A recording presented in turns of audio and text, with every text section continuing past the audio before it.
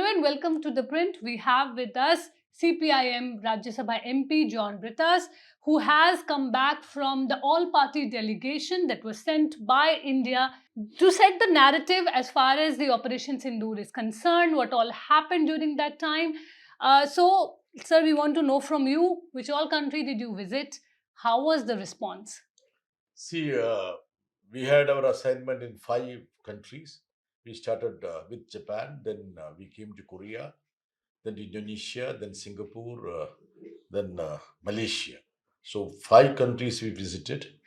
So as you rightly said, I mean it's the backdrop of Operation Sindoor, and we had the mission to sensitize these countries with regard to the concerns of India on terrorism, how India is inflicted with wounds of terrorism, how Pakistan is harboring and nurturing terrorists which are targeted against our country, and how these instances should be fought together. It's not something which is for India alone to handle.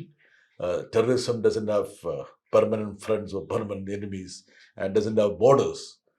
Today it could be us, tomorrow it could be others. So, in fact, our primary concern was to convey the message of India. And how successful do you think the delegation was in doing that? I think we were not writing an exam, the sense I mean to get the results soon. Ah. It's a long drawn process. But this outreach was effective. I would say effective in the sense, at least the feedbacks which we got, I mean, we got good reception in all these countries.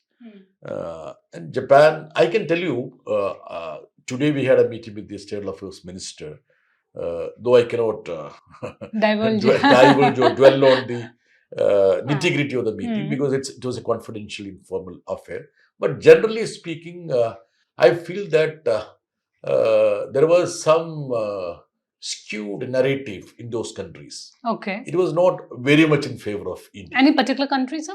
All these countries had, I mean, a lot of questions. Hmm. Many questions come to us. And I feel that the communication there was not very favorable to India. It's my impression, of course. My colleagues may have different opinion. Of course. And countries like Japan, Korea, and Singapore, these 3 countries were more concerned about the after effects of clashes or skirmishes or a war. They were more, I mean, emphasizing on peace as a factor.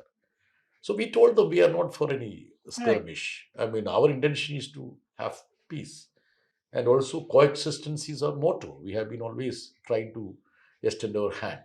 But overall, we could effectively convey the message of India that in this hour of crisis, when India is faced with a Herculean task of terror from border, other countries also have to support us in our mission to combat the terror. But what about the other countries like Indonesia, Malaysia, Korea? See, each country is different. I mean, their political concerns are different. Their priorities are different. See, we had extensive meeting. I don't know what the media was reporting, or the trolls like a pleasure trip or something like that. It was actually pressure trip. I'll tell you, from morning till night, maybe from 9 o'clock, 8:30 onwards, we were on the roads. So we had extensive meeting like with ministers, including foreign ministers, speakers, parliamentary group, parliamentary standing group, section of the think tank, media, diaspora. So it was, I mean, cutting across many verticals. So we got good feedbacks also. And in couple of countries, in fact, we interacted with many ambassadors. I mean, they were called for a dinner or they called for a lunch or, I mean, I think in Japan we had a breakfast with something like representatives of countries, more than 15, 20 countries. Right. So, I mean, our, I would say the communication had a larger spectrum, I can say that. It was not just merely focused to that country alone. Right. But when I believe when we were in Kuala Lumpur, then there was a statement that was put out by Pakistan at that point, slamming the diplomatic move by India. Even our eyebrows also went up.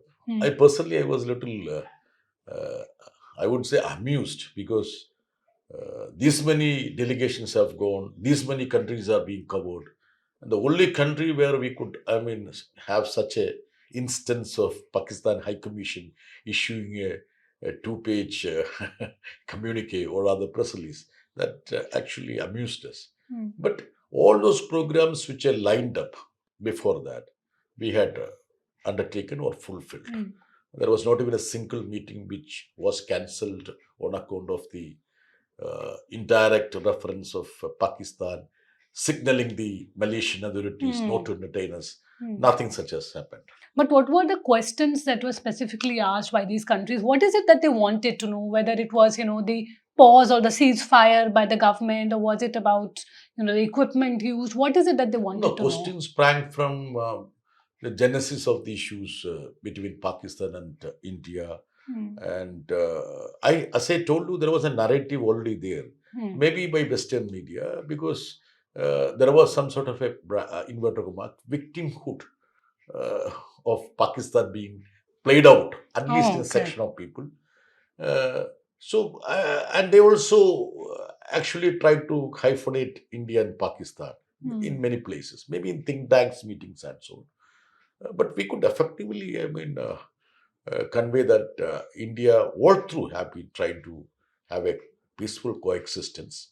And another concern which they had, because Japan, Korea, Singapore, etc., they had some concerns with regard to investments. Will it have impact on their investments? Because they have so much of investments in India, especially countries like Japan, Singapore, and Korea. Korea automobile sector. I mean, so many sectors they are there, and we have a buoyant trade and commerce with these countries. So how it is going to affect? They have a concern, and Japan was particularly concerned about the nuclear weapon part of it, because Japan had been a victim of nuclear weapons. But we made it a point that India's doctrine, nuclear doctrine, I mean, we are not for it. It's a deterrent, such.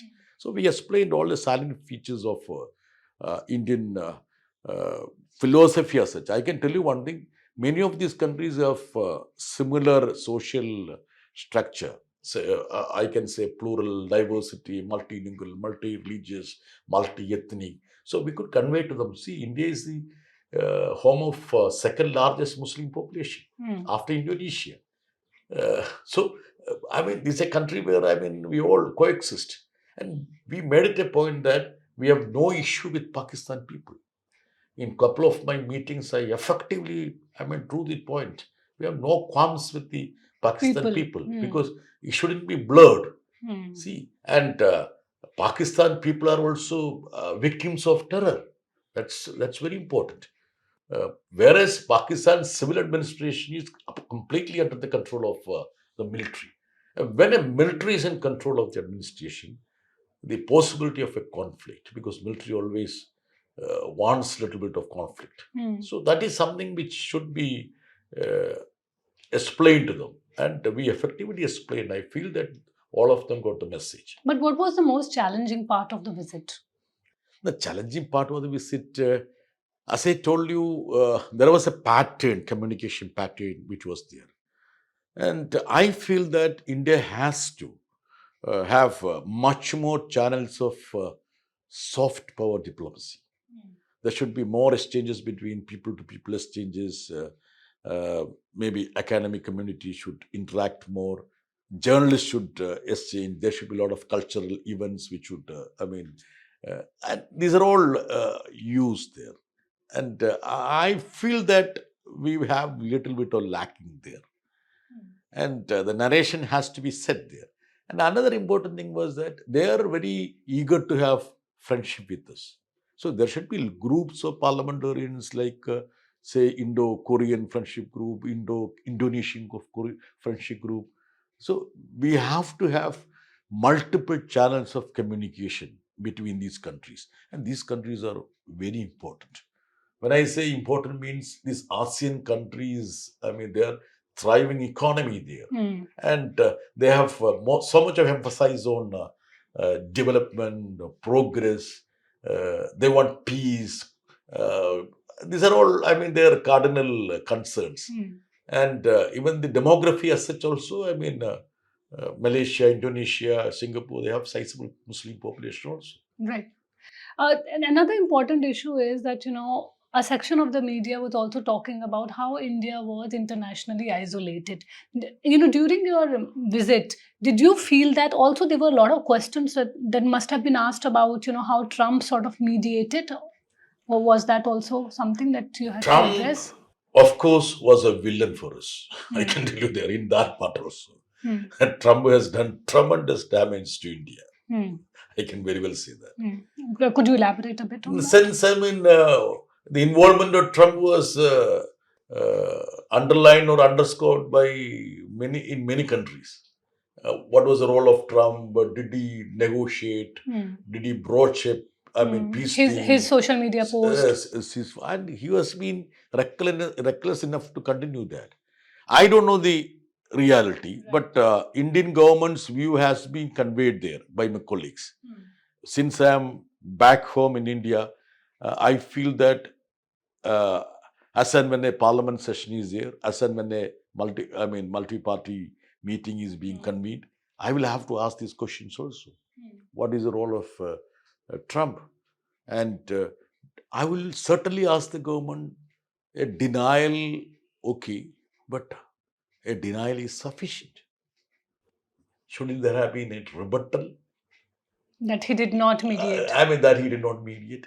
These are all questions which I have in my mind because though I was part of the outreach as a member of my political party, we have our own concerns. And since that mission has concluded, and since our democracy prompts us to have multiple questions and our doubts need to be aired, we need to put across the suggestions, and this is not a unilateral communication in a democracy, in a democratic polity. This is a two-way process. We may have questions, the government need to answer. So now, since I'm back here, of course, these questions we need to be, posed against the government. And you want a special session for that? See, my message to the government is very simple.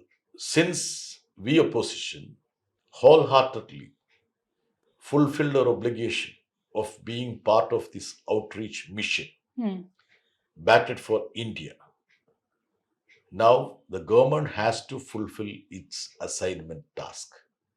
That is, they need to concur to the view of the opposition parties that the whole gamut of issues warrant a special parliament session. If at all we have taken the world community into confidence, don't you think that we need to take the people of this country into confidence? Don't you think so? You think so? You don't think so? No, that's for you to answer. I'm asking you because you're also a citizen of this country. No, of course, but this is for you to answer, but yes. Yeah, your yes is very important to us actually because you're representing the media. So we feel that the government has to agree to us. In the sense they have to convene a parliament session. So many questions are there now. Let me tell you one thing. In a democracy, questions are going to strengthen our democratic polity only, our discourse only. Never ever questions have weakened the system. The systems have weakened only because there were no questions. The Congress had raised a number of questions over the names that were finalized, by the government for the delegation. Were there any concerns as far as your party is concerned? See, I have been contacted by the Honorable Parliamentary Affairs Minister, and maybe because I'm the leader of my party in Rajya Sabha, but I feel that in all fairness, the government should have discussed with the political parties to agree on the nominees of that particular party. The government might have or may have some names in their mind. That's okay. But even those names should have been discussed with the respective political party. Political party should have been consulted. Yeah, it would have been much more appropriate. We have a multi-party parliamentary democracy in this country. Suppose the government wishes, these persons may be there because we feel that these persons can carry our agenda in a much more effective way. Okay, fair enough, TK. ये भी तो government, ये भी तो ये party से तो discuss करना था. I feel that. Having said that, so there is a solid ground for the grievance of the Congress party. I can agree to it. Why I've asked this is because there's a lot of criticism that has come, in the face of Shashi Tharoor, Congress leader, who many are saying has taken a very independent view, going away from the party line. I mean, how do you look at that? Do you want me to comment on Shashi Tharoor, who is a good friend of mine? Having said that, uh, I feel that, I mean, there shouldn't have been a controversy over Shashi Tharoor. This much I can tell you. Because Shashi Tharoor, according to me, was a default choice for such a delegation. He's parliamentary committee chairman for MBA, to which I am also a member. We are both are from Kerala. Uh, but on him, there shouldn't have been a controversy. At the same day, government should have been a little more considerate to all the political parties. They should have had a discussion. Suppose, hypothetically, let me ask you one thing. If at all, when we were contacted, all these opposition parties had decided, okay, we will agree, concur to this outreach diplomacy. We will join these diplomatic groups, provided you agree to our proposal of convening this parliamentary session. We could have put across that. Did we put across? Absolutely no. So I think we have been, that's why I corrected my honorable esteemed senior friend Salman Khurshidji in when we are on mission there. He said, I mean, the uh, ruling party has been gracious enough to accommodate the opposition. I said, Salmanji, you must have, I mean, you must not have completed the statement. Actually, the opposition also was magnanimous and gracious enough to reciprocate the gesture of the ruling party. That's what I said. And think about, suppose the opposition members hadn't participated in this mission, if you had stayed out, do you think that this mission would have evinced this much of interest?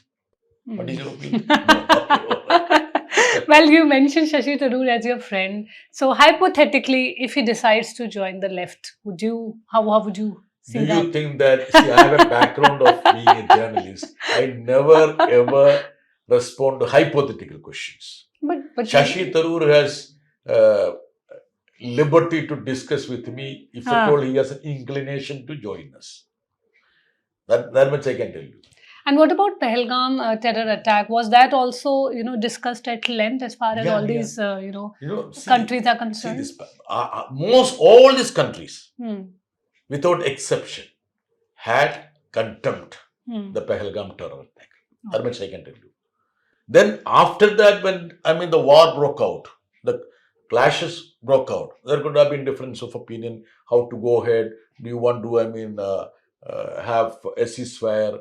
Should we de-escalate? All these things there could have been. But on this Pahalgam terror issue, there was no two opinion about it. All were forthright in their condemnation. Even in Malaysia, which could be termed as a country where you said Pakistan High Commission issued a statement. Even there, the Malaysian Prime Minister's Ibrahim Ibrahim statement, the forthright statement, condemning the terror.